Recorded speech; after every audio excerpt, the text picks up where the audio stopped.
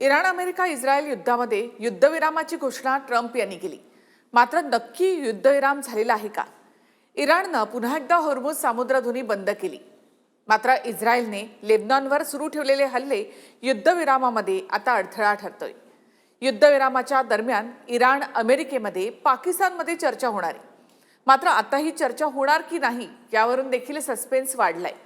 युद्धविरामानंतर Trump यांनी मानलेल्या आभारामुळे हवेत असलेल्या पाकिस्तानला सुद्धा अमेरिकेनं सपशेल तोंडघशी पाडलं।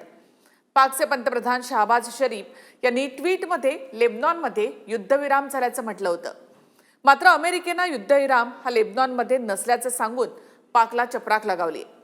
तर इस्रायलने काही तासांमध्येच लेबनॉनवरील हल्ले थांबवले तरच इराण शनिवारी इस्लामाबादमध्ये होणाऱ्या शस्त्रसंधी चर्चेमध्ये सहभागी होईल असं इराणच्या उपपरराष्ट्र मंत्र्यांनी ठणकावलेलं आहे। कोणत्याही करारामध्ये लेबनॉनचा समावेश असलाच पाहिजे ही इराणची ठाम भूमिका आहे।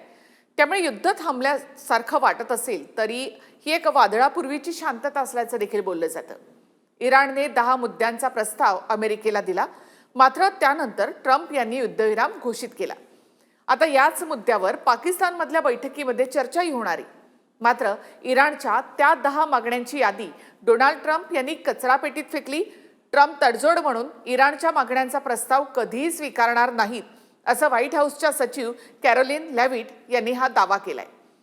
इराणने सुद्धा होर्मुझ बंद ठेवली। त्यामुळे युद्धविरामाच्या काळामध्ये होर्मुझमधून होऊ घातलेली जहाजांची वाहतूक आता बंदच आहे।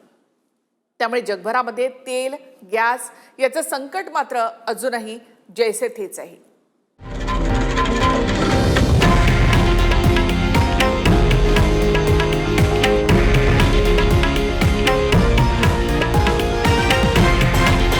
हे आहे देशातील नंबर 1 न्यूज नेटवर्क आणि आपण पाहत आहात TV9 मराठी, एकमेव।